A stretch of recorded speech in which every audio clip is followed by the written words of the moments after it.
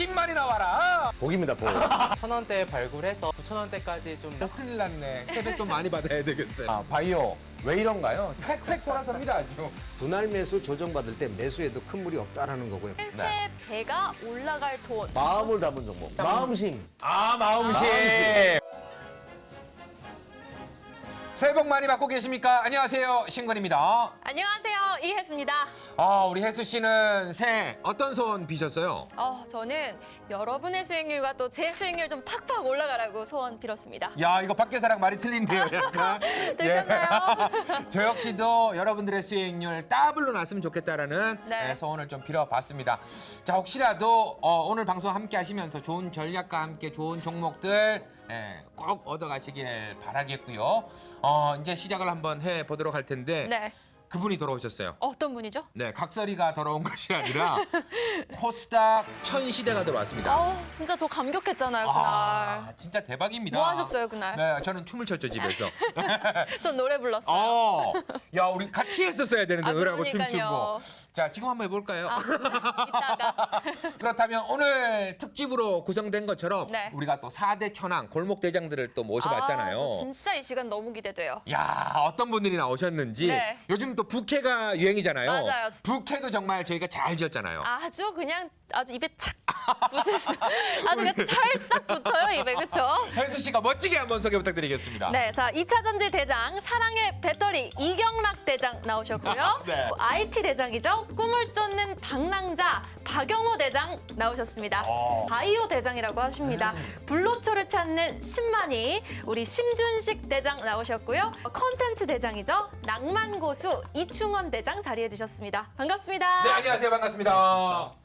자, 먼저 우리 2차 전지의 남자, 사랑의 배터리 이경락 대표 인사 한번 부탁드리겠습니다. 네, 새해 복 많이 받으시고 올해도 좋은 종목도 많이 발굴해가지고 여러분들 계좌에 도움이 될 수 있는 그런 2차 전지의 남자가 될 수 있게끔 노력해 보도록 하겠습니다. 떠돌다 보니까 아직 집에를 못 들어갔어요.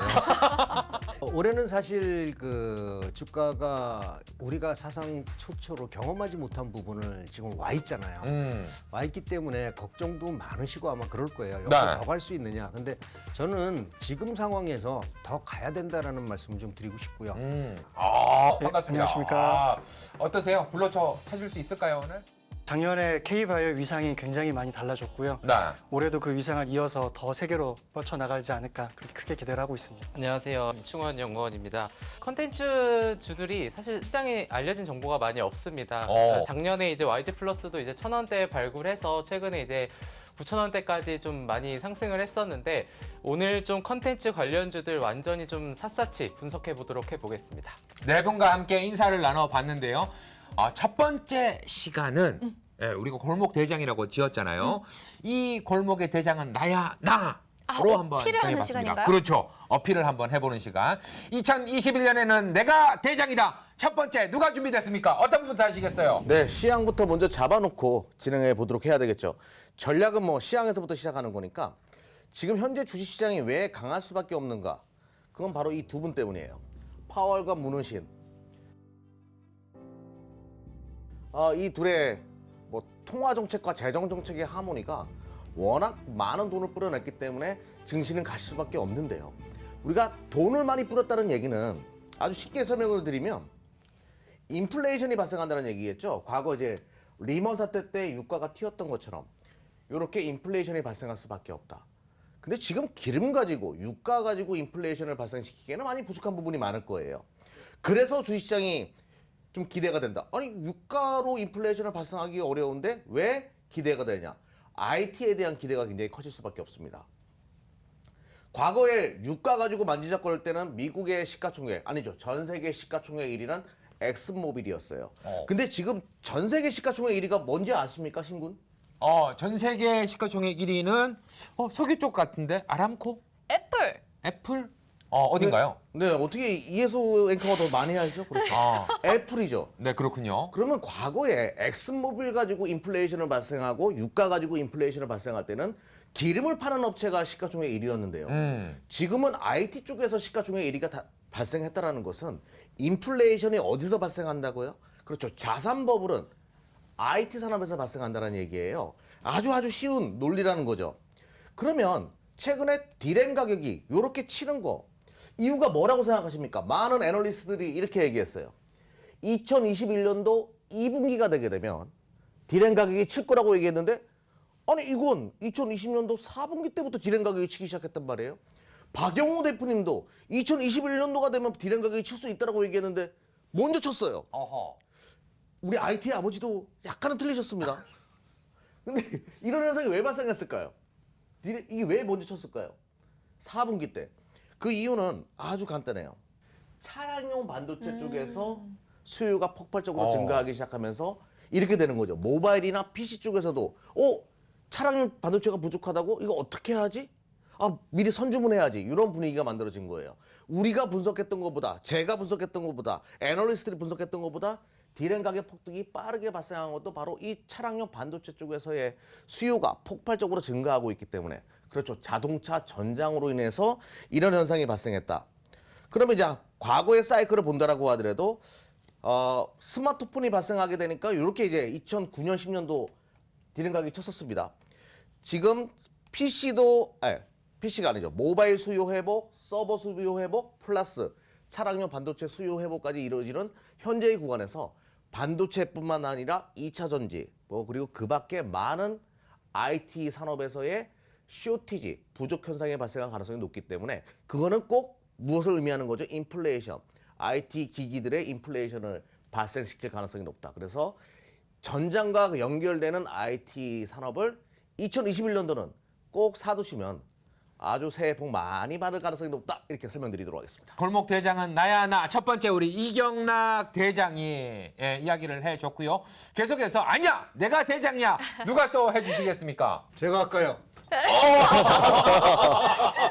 제가 안 들어오겠습니다. 네. 뭐 잠시 전에 저에 대해서 뭐 이렇게 좀 예. 예. 네, IT계의 아버지라고 얘기하는 게 싫고요. 정말로 삼촌이나 동생이면 좋겠어요. 예, 동생도 괜찮습니다. 좀 전에 얘기를 했듯이 IT 쪽과 과연 견줄 수 있는 게 이 시장에 있을까라고 감히 질문을 한번 던져보겠습니다. 물론 엔터도 있고요. 산업재 섹터도 상당히 많습니다만은 지금 전체 종목 중에서 IT 섹터, 2차 전지까지 포함을 한다면은 반도체 포함한다면은 아마 전체 상장돼 있는 종목 중에 약 50% 정도가 IT 섹터에 포함이 된다라고 보시면 좋을 거예요. 이 IT 섹터 중에서도 이전에 뭐 2020년도, 2021년도에도 강한 상승세를 보인 종목들도 있지만은 이번엔 설 특집이니까 그 종목보다도 2021년도에 바닥 저점에다 탈출할 수 있고 그다음에 앞으로 영원한 테마를 만들면서 주가가 반등할 수 있는 섹터를 여러분들한테 제가 공개를 해드리도록 하겠습니다. 제가 그 자료를 준비한 걸 한번 보면은요. 제가 이제 우선 디스플레이 쪽을 한번 살펴보겠습니다. 디스플레이 사실 우리가 LG 디스플레이가 최근에 주가가 좀 강세를 보인 이후에 좀 조정을 보이고 있지만은 디스플레이가 과연 어디로 갈 것이냐? 우리가 이전에 PDP에서 LCD로 넘어왔죠. LCD에서 OLED로 넘어왔습니다. 이제 어디로 가느냐면요, 마이크로 LED, 미니 LED로 갈 거예요. 지금 보면 마이크로 LED나 미니 LED는 아직 시기상조다라는 얘기하시는 분들이 계실 텐데 마이크로 LED는 아직은 좀 시기상조일 수도 있어요. 하지만은 앞으로 디스플레이가 얇아지고 롤러블 그다음에 밴드앱을 다 되려면은 일단 마이크로 LED 쪽으로 가야 될 거고요. LCD에서 한 단계 버전업을 하는 게 뭐다? 역시 미니 LED다라는 거죠. 그래서 올해는 미니 LED에 대해서 여러분들이 관심을 가지는 게 좋겠다라는 말씀을 드립니다. 자, 디스플레이 월별 수출 동향을 왜 제가 보여드렸냐면요. 사실 전년도에 비해서도 저 검정색은 19년이네요. 19년이고요. 붉은색은 2020년인데 지금 보면은 평년치보다도 훨씬 더 높게 나왔다는 얘기예요. 이 얘기는 뭐냐? 우리나라가 이제 LCD 때문에 그동안 고생을 했었는데 OLED 쪽으로 많이 변화를 하고 있기 때문에 2021년도에 OLED 여러분들 꼭 보셔야 될 거다라는 측면에서 이거 말씀드렸고요. 다음에 또 하나 제가 데이터를 준비하면은 휴대폰입니다. 휴대폰은 지금 5A가 굉장히 어려운 상황에 있죠. 지금 휴대폰 판매량이 반토막으로 줄었다고 하는데 그 수혜를 누가 볼 수 있느냐면 역시 애플하고 삼성전자다라고 이제 보시는 게 좋을 거예요. 뭐 여기 계시지만은 애플에 대해서는 뭐 여러분들 너무나 잘 알겠지만은 우리 중요한 거는 삼성전자가 과연 어느 정도 치고 나갈 거가 중요하냐 보는데 아무래도 삼성전자는 애플보다도 요즘에 한 발 빠르게 움직이고 있잖아요. 애플에서는 아직 폴더블 못 만들고 있는데 지금 우리는 롤러블까지도 나오고 있으니까 앞으로는 애플보다는 삼성 쪽이 애플을 능가할 수 있다는 점이 아마 시대의 화두가 될 거다라는 점에서 일단은 휴대폰은 지금 보시면 이것도 전년도에 비해서 어떻게 돼 있어요? 보시면은 훨씬 더 좋은 그 물량이 나오고 있다는 얘기예요. 이만큼 지금 당장은 애플이지만은 삼성전자가 세계 시장에서 치고 나가고 있고 화웨이의 그 후광을 부족분을 채우고 있다는 점이기 때문에 올해도 휴대폰 한번 보셔야 될 것 같아요. 자, 다음 걸 하나 보면은요, 반도체입니다. 반도체는 우리 영원한 테마예요. 그렇죠. 반도체 영원한 테마입니다. 2차 전지도 제가 봐서는 영원한 테마인데 이 반도체 같은 경우 전년도에 보면은 하반기에 급격하게 그 수출이 줄었는데 지금은 반도체가 수출 금액이 조금 줄긴 했겠지만 평년치를 능가하고 있다는 거죠. 반도체 수요가 줄을 것이다 이런 얘기들이 많았지만은 반도체 수요가 증가하고 가격대도 나쁘지 않습니다. 이거 보시면은요. 올해 상반기에는 반도체 좋아질 것이다라는 점에서 반도체 관련주들 여러분들이 꼭 보셔야 될 것 같아요. 그런데 저는 궁금한 게 있어요. 어떤 거요? 이 3000P와 1000스닥을 주도했던 게 또 IT 반도체 그리고 2차 전지단인데 이미 좀 많이 올라왔는데 아무리 좋다고 해도 지금 들어가기 좀 부담스러운 섹터 아닐까요? 2차 전지는 많이 올랐는데도 저는 관심을 가지자라는 말씀을 드리고 싶고요. 그 다음에 올해 중요한 섹터가 일단은 반도체와 그다음 나머지 통신 장비 섹터가 굉장히 중요할 것 같다라고 생각을 합니다. 그래서 이제 많이 올랐던 종목들 중에서도 영원한 테마 반도체와 2차 전지는 조정받으면 사자라는 전략이 아마 저만 말씀드리는 게 아니라 대부분의 관련된 전문가들이나 말씀을 드릴 거예요. 그래서 2차 전지 많이 올랐지만은 추격 매수하기 좀 부담스럽다 하시는 분들은 분할 매수 조정받을 때 매수에도 큰 무리 없다라는 거고요. 반도체도 역시 마찬가지고요. 올해 여러분들이 관심을 가져야 될 섹터는 잠시 후에 제가 세뱃돈 새 선물로 드리도록 하겠습니다. 맞습니다. 이제 두 분만 남았어요. 네. 어떤 분이 골목 대장을 하실 건가요? 예, 제가 하겠습니다. 네, 상당히 점잖하게 골목 대장을. 네, 젠틀하게. 코스닥 하면 바이오를 빼놓을 수가 없죠. 코스피가 3000 시대에 들어왔는데 코스닥도 1000포인트 시대에 안착을 하려면 바이오의 상승이 필수라고 생각을 합니다. 우선 바이오 종목들이 많이 올랐었죠. 예, 뭐 진단키트 업체 시즌도 많이 올랐고, 뭐 위탁 생산하는 업체들도 많이 올랐고, 플랫폼 업체인 셀리버리나 아니면 내곡 알테오젠 같은 종목들도 많이 올랐습니다. 하지만 아직도 시세가 많이 나지 않은 좋은 종목들이 많이 있다고 생각을 하는데요. 그 전에 시황을 먼저 잡아드리겠습니다. 보시는 표는 지난 6년 동안의 연초에 1월 달에 그 코스닥 바이오 종목들의 주가 추이입니다. 이 아래쪽에는 0이 기준이 되는 건데요. 대부분의 경우에 0보다 위에 주가가 있는 걸 알 수가 있습니다. 그래서 따라서 1월 달에 코스닥 바이오 종목을 투자한 경우에는 대부분의 경우에 수익이 많이 났고 수익이 잘 안 났다 하더라도 그냥 원금 정도를 횡보한 걸 확인할 수가 있는데요. 확률적으로 1월 달에 코스닥 바이오 섹터에 투자는 매우 확률 높은 투자다라고 이해를 하시면 되겠습니다. 그리고 다음 차트를 보시면 보시다시피 이거는 이제 연도별로 코스피 지수와 코스닥 지수 대비 상대 수익률을 정리한 표인데요. 2017년을 제외하고는 우측에서 보시는 것처럼 대부분 코스피와 코스닥 대비 충분히 더 좋은 성과를 내거나 아니면 그냥 지수 정도의 성과를 내거나 하는 경우가 많았습니다. 따라서 보통 연초에는 이렇게 코스닥 바이오 섹터가 주가도 올랐고 그리고 시장 대비로도 훨씬 더 좋은 수익률을 기록했던 것을 알 수가 있습니다. 하지만 안타깝게도 올해는 그런 현상이 나타나질 않았는데요. 이거는 코스피 의약품 지수입니다. 끝단에 보이시는 저 1월 달 같은 모습이 이번에 나왔는데 코스닥인 제약 지수도 마찬가지입니다. 1월 달에 오히려 하락한 모습을 나타냈는데요. 좀 특이한 경우가 생긴 거로 보시면 되겠습니다. 가장 큰 요인은 개인들의 투자 자금이 1월 달 초에 막대하게 들어왔는데요. 그 자금의 대부분이 삼성전자, 현대차, LG전자 등 대형주 위주로 쏠림이 심화가 되면서 상대적으로 수급이 좀 많이 안 좋은 상황이 됐다고 보시면 되겠습니다. 그래서 섹터에 특별한 악재는 없지만 상대적으로 코스닥 섹터의 바이오가 특별히 부진한 그런 모습을 나타냈습니다. 근데 다른 나라의 경우를 살펴보시면 이 차트는 S&P 바이오테크 ETF 차트입니다. 보시다시피 코로나 사태 때 같이 빠졌지만 이후 계속 신고가를 내고 있는 사뭇 우리나라의 제약, 의약품 업종 지수와 많이 다르죠. 그리고 다음은 나스닥 바이오 ETF 차트입니다. 역시 계속 신고가를 내고 있습니다. 이처럼 다른 나라 바이오 섹터는 굉장히 좋은 모습을 보이는 반면에 국내 코스닥 바이오 섹터는 다소 부진한 모습을 보이고 있습니다. 아까 말씀드린 것처럼 수급이 가장 큰 이유인데요. 저는 그 수급의 꼬인 실타래가 이제 풀리지 않을까 그렇게 기대를 하고 있습니다. 지금 오늘 함께 하시는 4대 골목 대장들도 바이오 딱 나왔더니 지금 헐뜯으려고 눈빛이 지금 일단 공격하기도 상당히 또 쉬운 그런 맞아요. 모습들이 좀 보여지지 않을까라는 생각이 드는데 저는 바이오 하면 꿈이라고 이야기도 할 수 있겠지만 최근 우리가 어느 쪽에 관심을 둬야 되는지 아직 코로나 시대이기 때문에 뭐 일단 우리가 다른 쪽으로 신경을 써야 되는지 아니면 백신이나 치료제 쪽으로 신경을 써야 되는지 어느 쪽에서 좀 대박을 찾을 수 있다라고 생각을 하세요? 예, 우선 작년 같은 경우에는 코로나 관련주들이 주가 상승이 엄청나게 많이 나왔었죠. 진단키트 업체, 코로나 치료제 개발 업체 이런 섹터들이 굉장히 많이 올랐는데 상대적으로 코로나가 심화되면서 그 정상적으로 바이오 의약품을 개발했던 많은 회사들이 임상이 굉장히 더뎌진 것이 사실입니다. 임상 환자 모집이 굉장히 어려웠기 때문인데요. 작년 11월부터 그 임상 환자 모집이 정상 궤도로 들어가는 모습이 포착이 되고 있기 때문에 올해는 코로나 관련주보다는 기존에 좋은 파이프라인을 갖고 있었던 회사들의 성과, 가시적인 성과를 기대하면서 항암제라든지 줄기세포 쪽이라든지 이쪽 섹터로 주목을 해보시면 좋을 것 같습니다.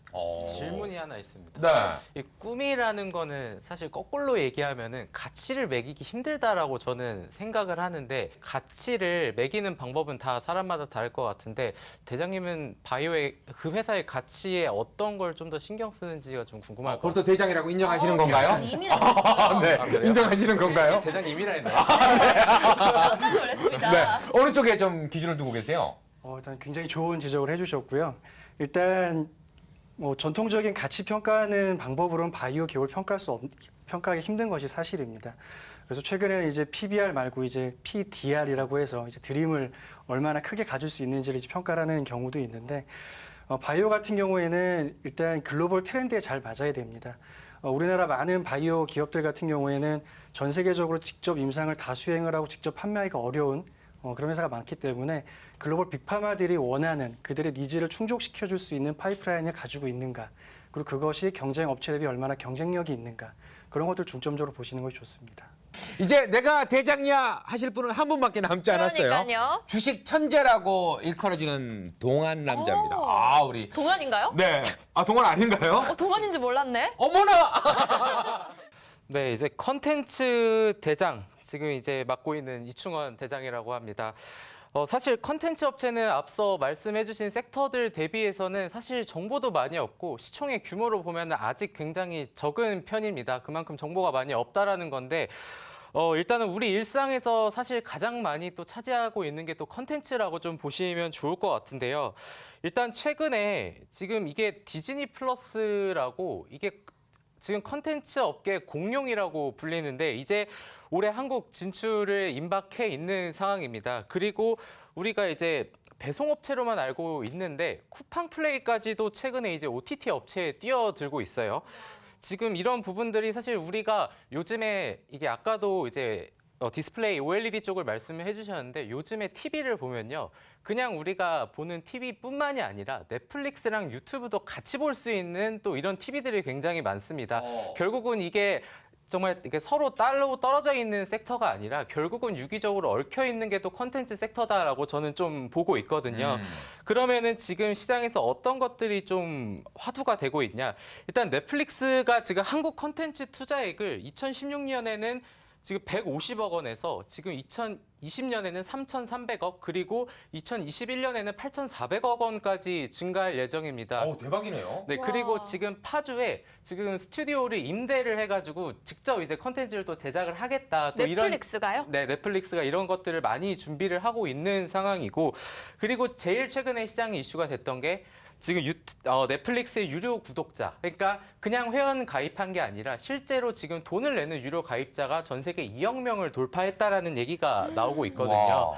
그러면은 지금 국내 가입자 수는 몇 명이 될까? 이거를 좀 살펴보면은 사실 2016년에 정말 미미했습니다. 8만 명이었어요. 근데 지금 2020년까지를 보게 되면은 360만 명으로 지금 굉장히 가파르게 상승을 하고 있죠. 즉 최근에 이제 스위트홈이나 이런 드라마들이 굉장히 많았잖아요. 아까도 좀 화면에 나오긴 했는데 집 가면은 이제 넷플릭스, 유튜브 이런 것들을 틀어놓고 시간을 보내는 지금 굉장히 많은 분들이 시간을 보내고 있거든요. 그렇죠. 네, 거기에서 좀 총체적으로 그럼 OTT 산업이 이걸 보는 것만 있냐라고 하기에는 또 그렇진 않습니다. 어떤 것들이 있냐면은 우리가 이제 미생 그리고 아니면 신과 함께라고 생각하면은 어떤 게 생각이 나죠? 드라마, 영화라고 생각을 하잖아요. 네.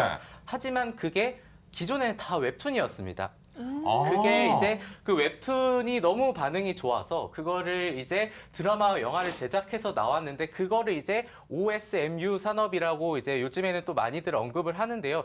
결국은 모든 게 좀 OTT 그래서 컨텐츠 섹터에는 어떻게 분류를 할 수 있냐라고 하면은 사실 뭐 이런 방금 말씀드린 웹툰 업체도 될 수가 있고요. 그리고 실제로 컨텐츠를 제공하는 업체도 될 수 있고 우리가 컨텐츠를 보면 그냥 볼 수가 없습니다. 그만큼 또 데이터가 많이 필요합니다. 그래서 데이터 센터를 영위하고 있는 그런 회사에도 실제로 많이 관심을 가져야 된다라고 좀 보고 있고요.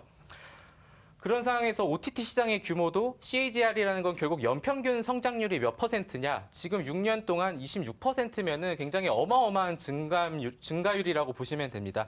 2014년에 1,926억 원에서 지난해 7,800억까지 가파르게 성장을 했기 때문에 좀 개인적으로 이런 컨텐츠 업체에 대한 정보를 좀 많이 이렇게 드리고 싶고 물론 이런 반도체나 이런 쪽으로도 성장률 앞으로도 기대가 되지만 오히려 지금까지 알려지지 않은 섹터가 더 추가적인 업사이드가 가능하다는 점에서 컨텐츠 업체에도 지금 관심이 필요하다. 제가 관심을 갖고 있는 종목들은 이따가 좀 세뱃돈 시간에 자세하게 말씀드리도록 하겠습니다. 자, 근데 컨텐츠 하면은 이분이 확실하게 섭렵하고 있으면 이건 정말 대박입니다. 누구요? 우리 박용호 대표님. 컨텐츠. 삼촌 박영호 대표님. 예. 유튜브는 좀 보실 것 같고 넷플릭스 쪽은 어떻게 보세요? 넷플릭스 한 번도 접속해 본 적이 없어요. 야, 이거 문제인데 이거 지금. 이거 문제인데. 360만 명이라고 그랬죠. 네. 그 중에 저는 포함이에요. 와. 아니 어떠세요, 우리 혜지 앵커는? 전 너무 좋아하죠. 스위트홈 보셨어요? 저도 아직 미가입이라서. 깜짝 놀랐습니다. 네. 근데 우리 이충원 대표가 네. 이제 초반에 시작을 했잖아요. 네네. 시가총액으로 봤을 때는 아직 컨텐츠는 좀 작다라고 얘기를 하셨는데 제가 봤을 때도 길목대장 되기에는 조금은 아쉬운 감이 없지 않아 있거든요. 우리 이충원 대표님, 혹시 내가 한 명 지원군을 데리고 간다 하면은 2차 전지, 그다음에 IT, 바이오 어떤 골목대장을 끌고 가겠습니까? 저는 가치 성장성이 높은 바이오를 택하겠습니다. 의외인데요. 야, 바이오 콘텐츠. 네. 야, 요거 한번 기대를 한번 해 보도록 하겠습니다. 결국 이런 플랫폼도 아까 어. 말씀하신 셀리버리나 이런 플랫폼도 결국 저는 괴를 같이 한다라고 생각을 하고 있습니다. 이야, 이렇게 되면 또 우리 2대 2가 신만이 되나요? 또 한마디 논리가 해주셔야 있으시네요. 되는데 신만이 우리 어떻게 컨텐츠에 궁금하신 거 없으세요? 손잡고 같이 가시죠. 나 요즘 주식하시는 분들이 상당히 많이 늘어났다고 해요. 그러니까요. 그래서 뭐 주린이란 말도 생겨났고 그래서 저희가 직접 발로 뛰어나가서 하지는 못했고 저희가 이제 제보를 좀 받았죠. 받아오기만 했죠. 네, 궁금한 점들 어떤 점들인지 우리 사대장에게 궁금한 점들 화면으로 함께 만나보겠습니다. 안녕하세요. 저는 주식한 지 5개월 차 된 주린이인 주혜란이라고 합니다. 저는 주식을 시작할 때부터 주변에서 삼성전자는 꼭 사놓으라는 얘기를 많이 들어서 85,000원대 삼성을 사놓았는데 이번 인텔 이슈도 있고 한데도 크게 오르지가 않더라고요. 그래서 삼성전자가 만약에 오른다면 같이 오를 수 있는 코스닥 종목들이 무엇이 있는지 추천을 받고 싶어서 이렇게 여쭤보게 되었습니다. 감사합니다. 야, 주식 5개월 한 거 치고는 단어 선택이 상당히 좋은데요. 굉장히 고수 같은 느낌도 드는데. 아하. 어떤 분이 답해 주시겠어요? 제가 답하겠습니다. 아하. 개인 투자 여러분들이 가장 좋아하는 종목이 삼성전자인 건 사실이지만 코스닥 종목 중에서 또 다른 종목, 같이 함께 할 수 있는 종목을 선호하신다라고 말씀하셨어요. 삼성전자는 지금 차량용 반도체 시장에 가장 공격적으로 지금 투자하고 있는 건 사실이거든요. 삼성이 오스틴 공장에 왜 투자를 검토하겠습니까? 바로 오스틴 공장, 그러니까 미국의 전역이 자율주행으로 변화할 것을 준비하는 그런 과정들이거든요. 자율주행 칩셋 업체들이 그쪽에 많기 때문에 요것과 함께 할 수 있는 기업들을 선택하는 필요가 있겠습니다. 그래서 오스틴 공장에 동반 진출하는 기업들을 함께 보실 필요가 있다. 예를 들어서 이제 ENF 테크놀로지라는 기업도 뭐 그런 류의 종목이 될 수 있겠고요. 또 하나 이제 NXP사의 그러니까 전력 반도체 시장 점유율 1위인 NXP사의 패키징을 전담하고 있는 네페스나 이런 기업들, 그리고 삼성의 비메모리 반도체 어떤 이미지 센서를 담당하고 있는 테스나 이런 기업들 위주로 투자를 하시면 삼성전자가 목표로 하고 있는 그 성장을 함께 누릴 수 있는 기업들로 분류하실 수 있다, 이렇게 설명드리겠습니다. 계속해서 다음 궁금증도 한번 보도록 하겠습니다. 안녕하세요. 저는 주식 투자 10년차 투자자이자 크리에이터로 활동하고 있는 이용주입니다. 지수, 코스피나 코스닥 이런 지수, 특히 이 코스닥에 굉장히 집중해서 지수 투자를 좀 많이 하는 편인데요. 이상하게도 작년에 이 주식 시장이 많이 올라서 의도와는 상관없이 이익 실현을 했어요. 그럼에도 불구하고 저는 지금 이 상황이 굉장히 분개스럽고 성에 안 찹니다. 왜냐면 제 주위에 그 종목 투자한 친구들이 저보다 훨씬 많이 벌었기 때문이죠. 제가 지금 그동안 하던 안정성을 좀 추구하는 지수 투자에 계속 있을 것인가? 아니면은 남들과 같이 종목 투자에 뛰어들어서 갈아타서 가자를 한번 외칠 것인가? 그리고 만약에 종목 투자로 간다라고 한다면 어떤 종목을 사야 되는지도 꼭 좀 알려주시길 부탁드리겠습니다. 재밌게 보고 있습니다. 힘내십시오. 화이팅! 이게 이 사연은 말입니다. 제가 좀 답변을 드리는 게 좋을 것 같아요. 제가 처음에 주식 투자에 그러니까 주식을 처음 접하면서 노력도 하고 공부도 많이 했을 때 사실 이러한 상황이 있었거든요. 그때 판단을 잘못해서 좀 어려움도 겪었기 때문에 이분한테 좀 조언이 될 수 있는 말씀 좀 드리고 싶어요. 처음에 주식 투자에 처음 입문하는 분들이 대부분이 일반 개별주보다는 사실 대형 우량주나 지수 관련주를 많이 하십니다. 왜 그러냐면 상대적으로 변동은 적지만 안전하다고 생각을 하는데, 그렇죠. 옆에 주변에 있는 사람들이 이 사람들은 리스크 있는 종목들을 투자를 했는데 나는 10% 수익이 날 때 30에서 50에 100% 수익이 나니까 소외감을 느끼게 되고 상대적인 열등감을 느끼는 거예요. 내가 그렇죠. 저 사람보다 못한 게 뭔데. 그러다 보니까 나도 종목을 해야 되겠다. 나도 충분히 할 수 있는 능력이 있으니까. 근데 그때 갔을 때는 그쪽에 사실 정확하게 알지를 못했거든요. 그러니까 이쪽에만 정확하게 알아서 큰 쪽에만 봤었는데 작은 쪽의 변동성이나 이런 걸 잘 모르는 상태에서 누구 말대로 주가만 보고 들어간 거죠.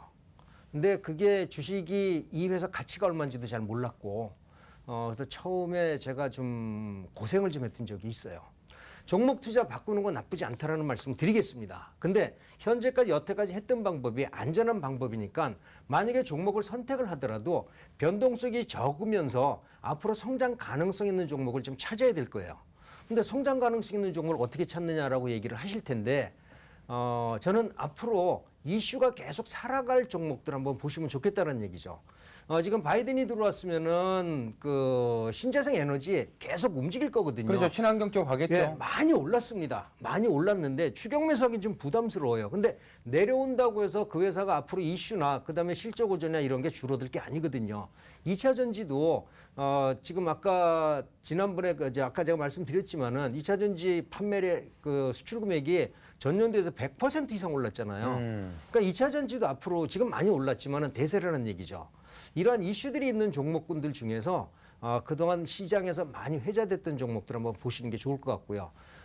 주가의 변동폭보다는 앞으로 내가 이 회사를 관찰할 수 있다라는 생각을 드는 종목들을 좀 하시면 좋을 것 같아요. 그래서 너무나 다른 사람의 수익률을 보시지 마시고 내가 가지고 있는 기준을 허물면은 안 된다. 제가 경험했거든요. 여기에서 약간 변형을 시키되 허물지는 말자라는 말씀을 드리고 싶습니다. 이 경험에서 우러나오는 이야기이기 때문에 연륜에서 나온 내공이라고 하죠. 정말 더 확실한 좀 답이 되지 않았을까라는 생각이 드네요. 네. 자, 계속해서 다음 궁금한 점도 한번 화면으로 만나보겠습니다. 저는 바이오 종목에 관심이 많습니다. 주변에 보면 바이오로 몇 배씩 벌었다고 하더라고요. 저도 몇 번 바이오 종목을 샀거든요. 실적도 좋고 향후 전망도 좋다고 했는데 하루 만에 훅훅 떨어지더니 오르지 않습니다. 바이오주는 왜 오르고 내리는 게 이렇게 가파른가요? 저 같은 주식 초보도 바이오 괜찮은가요?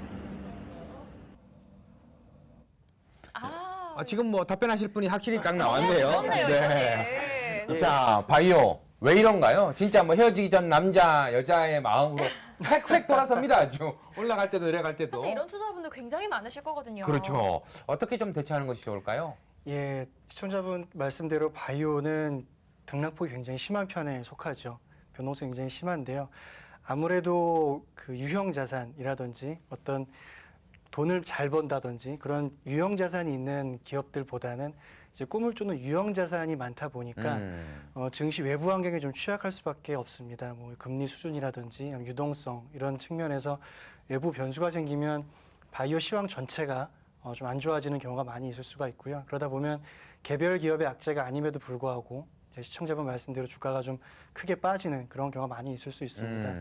근데 그럼에도 불구하고 최근에 바이오 국내 바이오 시장도 많이 성숙해졌기 때문에 뭐 다 기억하시겠지만 불과 5년, 6년 전만 해도 일부 기업이 임상 실패했다라고 한다든지 악재가 나타나게 되면 다 같이 빠지고 그다음에 다 같이 오르기도 하고 그런 경우가 많은데 최근에 그런 현상이 좀 적어졌죠. 근데 이것은 비단 우리나라뿐만이 아닙니다. 미국 같은 경우에도 80년대만 해도 비슷하게 어떤 회사 임상이 잘 돼 주가가 오르면 우르르 오르고 다 같이 빠지고 그런 현상이 있었는데 점차 성숙되는 시장으로 들어갔고 우리나라 시장도 이제 그런 단계에 들어왔습니다.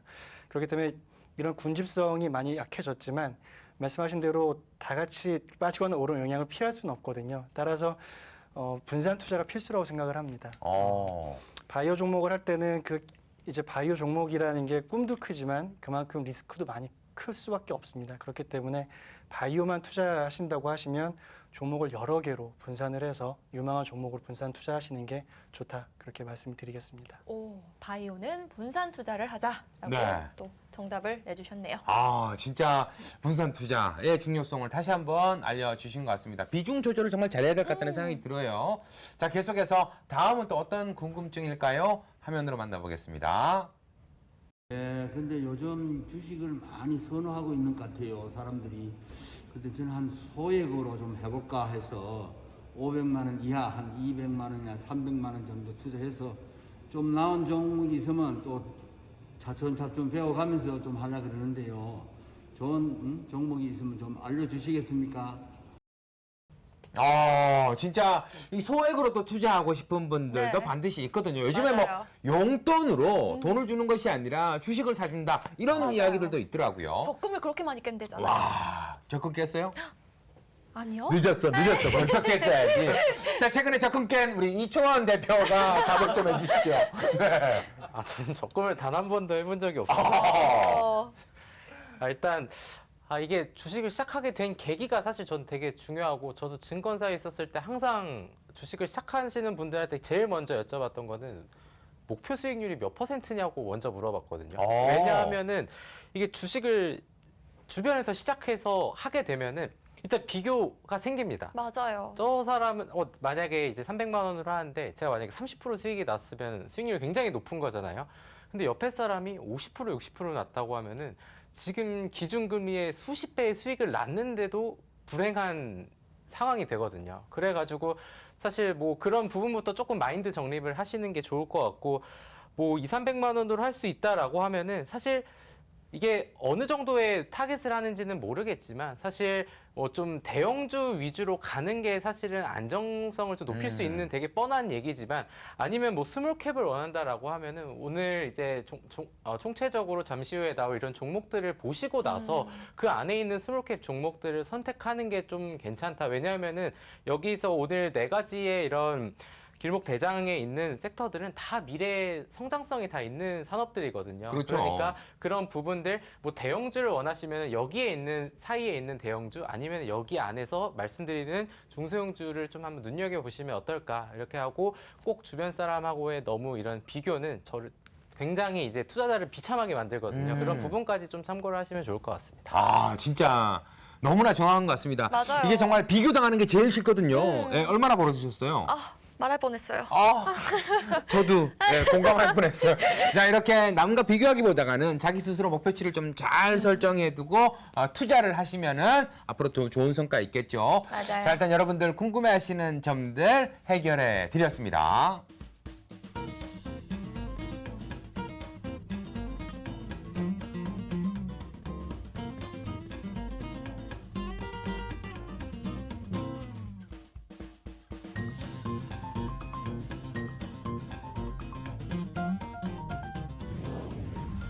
나 시간이 상당히 빠릅니다. 벌써 마지막 코너예요. 아우 아쉬워. 아쉬워. 네, 나만 아쉬운 건 아니죠. 이번 시간 우리가 계속해서 이야기를 했었던 이제 종목을 알려드리는데 네. 저희가 이제 세뱃돈 드리는 것처럼 이야기를 하잖아요. 네, 세뱃돈 아니면은 네. 3배가 올라갈 돈. 와, 나 생각 그런 못했는데. 의미 아닌가요? 3배가 올라갈 수도 있는 네. 종목. 와, 정말 대박입니다. 네, 정말 기대가 됩니다. 네, 어떤 종목들을 또 준비해 왔을까요? 네, 한 분씩 한번 모셔볼까요? 먼저 어떤 분한테 듣고 싶으세요? 2차 전지의 대장 이경락 대장의 종목 가장 궁금하네요. 좋습니다. 한번 출발해 보도록 하죠. 어떤 종목 준비하셨습니까? 네. 시청자 여러분들에게 새해 복 많이 받을 수 있는 그런 종목들. 네, 복자를 제대로 좀 보여주시죠. 네. 네. 복입니다, 복. 좋아요. 네, 어떤 복을 안겨줄 종목인지 첫 번째부터 한번 보도록 하겠습니다. 첫 번째 제가 예고한 대로 여러분들에게 말씀드릴 종목은 없는 거 아니죠? 이거 왜 이렇게 안 나와? 자, 첫 번째 종목은 심텍입니다. 와. 마음을 담은 테크놀로지, 심텍 한번 분석해 보도록 하죠. 먼저 제가 서두에도 인사말로 여러분들에게 설명드렸다시피 전장 관련된 종목을 제가 설명드린다고 했잖아요. 네. 심텍의 홈페이지를 가게 되면요. 심텍은 아주 PCB, 패키징, 기판이나 PCB를 전문적으로 만들어내는 기업인데 모바일이나 서버에 들어가는 PCB를 전문적으로 만들어내는 기업이에요. 근데 보시다시피 최근에 요 오토모티브, 자동차 쪽에서 이제 PCB가 많이 쓰이고 있습니다. 쉽게 설명드리면요. 여기에 들어가는 PCB를 만들다가 자동차 쪽에 PCB가 깔린다고 생각을 해보십시오. 훨씬 많이 들어가겠습니다. 엄청나게 들어가는 거죠. 자율주행이라고 그러면 또 엄청나게 많은 PCB가 들어가기 때문에 앞으로 전력 반도체만 부족한 것이 아니라 또 2차 전지 배터리만 부족한 것이 아니라 이 PCB 쪽도 부족할 가능성이 높다. 이렇게 보시면 되겠고요. 네. 또 하나 자율주행 시대 얘기가 나왔으니까 제가 요것 좀 설명드리겠습니다. 최근에 비트코인 가격이 올라가면서 요 그래픽 카드 가격이 쭉 올라가고 있어요. 지금 97만 9천 원이거든요. 제가 이제 최근에 다운받은 겁니다. 이거 가격표를 본 건데요. 불과 작년 12월 달만 하더라도 64만 원이었어요. 가격이 이렇게 뛰고 있습니다. 비트코인 가격이 뛰는데 요것도 같이 뛴다는 얘기죠. 그럼 이게 왜 중요하냐? 요 그래픽 카드용 GDDR6 PCB 기판을 전문적으로 만드는 게 또 심텍이에요. 또 자율주행 시대가 열리게 되면 그래픽 카드 엄청나게 쓰이겠죠. 네. 바로 여기에 또 최대 수혜주가 심텍이 될 수 있다. 그리고 삼성전자가 최근에 이런 얘기 많이 하죠. DDR4에서 DDR5로 바뀐다. 삼성이 DDR4에서 DDR5로 왜 바꿀 것 같아요? 바로 이게 전력적으로 전력 낭비가 DDR5가 훨씬 적기 때문에.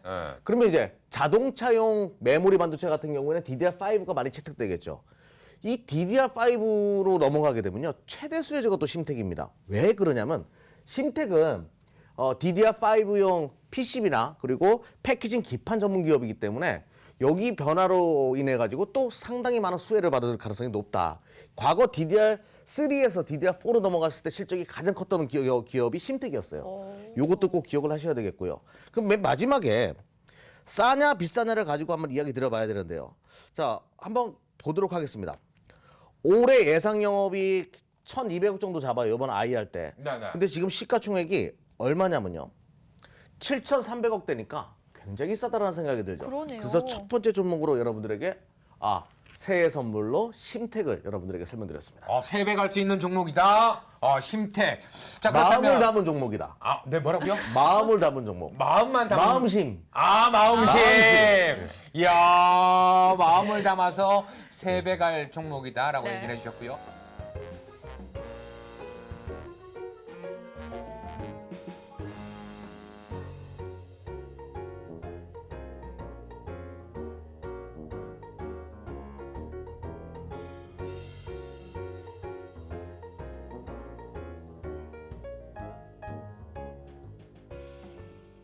자, 이번에는 제가 여러분들한테 복을 드리도록 하겠습니다. 이야, 기대됩니다. 네. 이 안에 뭐가 들어있을까요? 저는 돈이 들었으면 참 좋겠는데 네, 종목이 들었겠죠. 더 좋은 거겠죠. 저는 여러분들한테 희망과 꿈을 드리겠습니다. 희망과 꿈이라 예. 혹시 바이오 종목 나오는 건 아니죠? 네. 아니 바이오도 참 좋죠. 음. 올해 2021년도에 여러분들이 반드시 관심을 가져야 될 업종군에서 네. 여러분들이 제가 골랐거든요. 이 종목에 대해서 관심을 가지시고 만약에 가지고 계신 분들도 계실 거예요. 이런 분들은 이 업종이 올해는 반등할 것이다라는 꿈과 희망을 드리고 싶은 거예요. 그럼 지금까지는 조금 어려웠었나 봐요. 종목이죠. 아이고. 그러니까 다 잘 나가는 종목만 하면은 사실 뭐 2차 전지 근데 아까 2차 전지 하면서 사막 컨덴사는 왜 하셨죠? 뭐 전장 쪽으로 다 포함시켜서 그랬습니다. 나는 저 2차 전지에 콘덴사가 들어가는 줄 알았어요. 아하, 야 여기에서 또 견제가. 한번 일단은 살짝. 제가 MLCC 쪽은 아시지만은 삼성전기하고 사막 콘덴사잖아요. 일단 빼겠습니다. 아하, 야 이거는 접어두고 간다. 접어두고 가겠습니다. 어허, 야 어떤 종목이 나올지 더 궁금합니다. 도대체 어떤 종목이길래? 먼저 여러분들한테 꿈과 희망을 드릴 종목 바로 이 회사입니다. 루멘스라는 회사예요.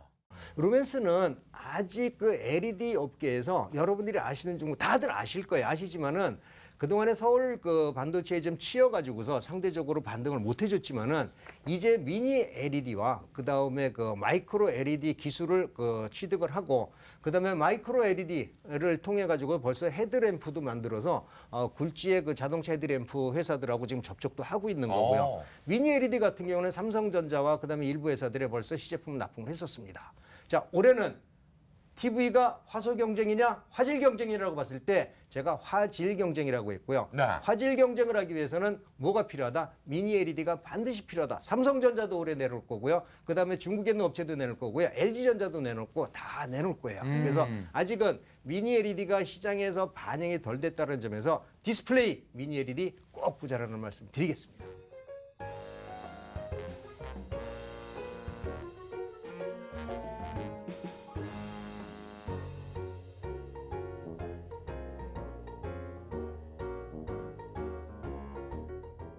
자, 이 다음에는 또 우리가 힘을 내기 위해서는 바이오 쪽으로 한번 달려봐야 되겠죠. 네, 꿈과 희망이 가득한 우리 바이오 종목 듣고 좀 힘을 내봐야겠죠? 네, 10만이 나와라. 큰 꿈을 드리는 바이오, 여러분께 새해 큰 복을 드릴 수 있는 그런 바이오 종목을 소개를 해드리도록 하겠습니다. 여기 그 봉투에 이제 종목이 들어있는데요. 종목을 먼저 말씀드리기 앞서서 어떤 테마일까 먼저 간단히 소개를 드리면 바이오에 있어서 영원한 테마는 항암이죠. 항암은 우리 인류가 극복해야 될 큰 숙제이기도 하고요.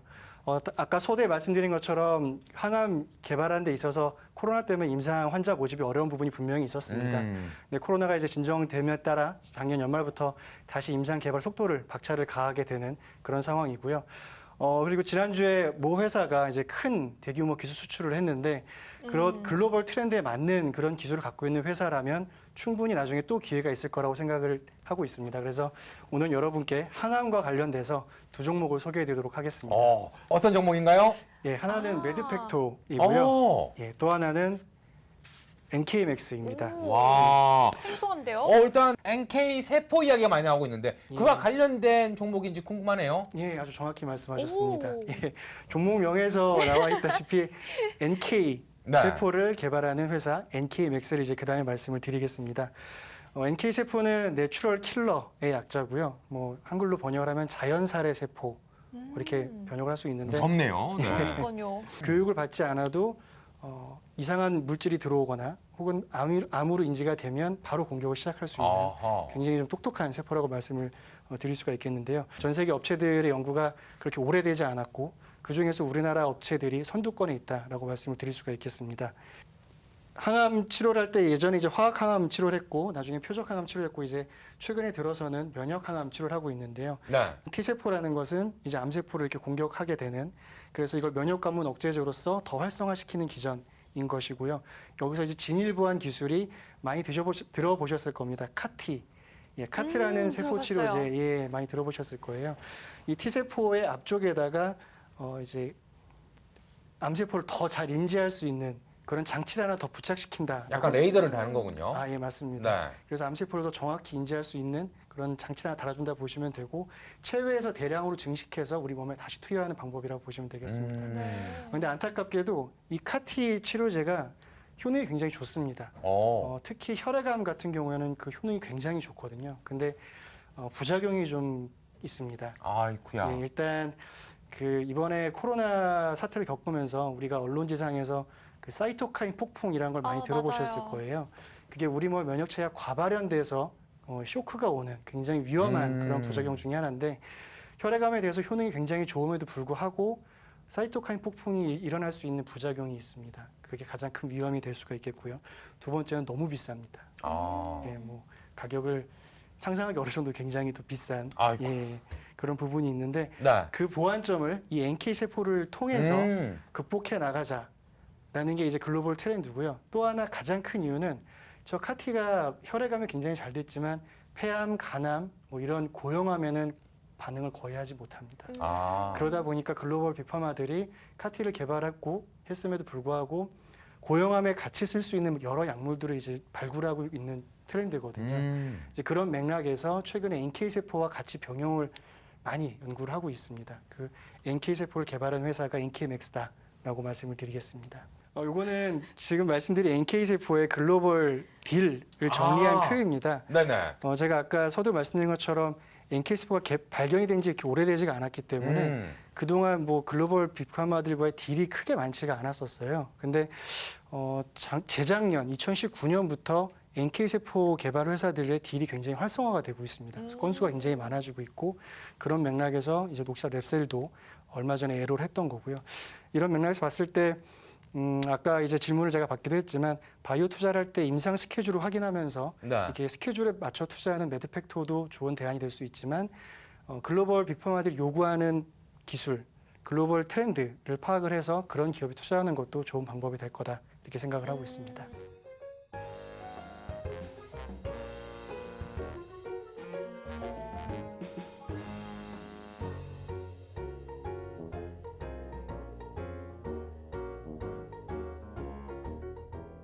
콘텐츠까지 갈 필요가 있을까요? 싶은 생각이 있습니다. 네. 에이, 그래도 준비해 오셨는데. 아이고, 그럼 당연히 들어봐야죠.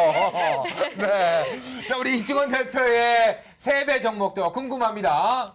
네, 이제 컨텐츠 이제 마지막 시간으로 소개해드릴 두 종목이 있습니다. 일단은 궁금합니다. 네, 아까 웹툰 그리고 이제 엔터 그리고 이제 데이터 센터를 말씀을 이렇게 드렸었는데 KINX라는 종목입니다.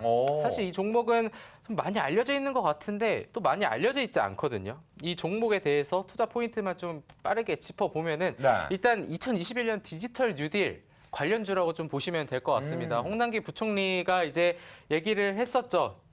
정책적으로 경제 구조 고도화를 위해 9.9조 원을 투자하겠다. 거기에는 데이터 거버넌스 정립을 하는 것도 있고 디지털 전환법 제정 등 결국은 이런 뉴딜과 관련된 정책 수혜주로 KINX가 주목받을 수 있겠다라고 좀 보시면 좋을 것 같고요.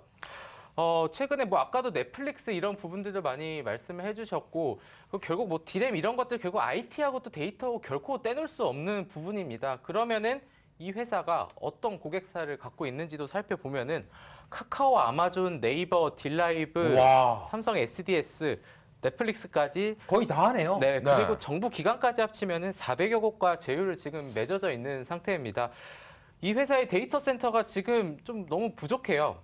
국내에 5곳이 있고 해외에 2곳이 있는데 넷플릭스 같은 경우에는 지금 도쿄에 있는 것들을 끌어와가지고 국내에서 지금 이렇게 좀 송출을 한다라고 좀 보시면 좋을 것 같은데 아까도 말씀드렸죠. 넷플릭스가 정말 우리나라 시장에 관심도 많고 이제 디즈니 플러스도 들어오고 하면은 그 송출을 결국 어떻게 처리할 거냐. 그럼 데이터 센터가 필요한데 지금 이 회사의 데이터 센터도 부족합니다. 그래서 이 회사가 하고 있는 게 내후년을 기준으로 해가지고 과천에다가 정말 우리나라에서 큰 데이터 센터를 지금 실제로 짓고 있고요. 거기에 지금 많은 입주사들이 또 들어올 거고 이렇게 되면은 결국은 KINX가 지금 수요를 지금 다 이렇게 충족시키기 힘든 상황에서 그거를 폭발을 하게 된다. 그러면은 그 부분이 올해부터 관심을 받게 되면은 올해 충분히 더 상승할 수 있다. 시장에서 아직 잘 모르는 종목이어서 상승폭이 최근에 좀 그나마 좀 나오고 있지만 올해 두고 봐야 될 종목이다라고 좀 정리하겠습니다.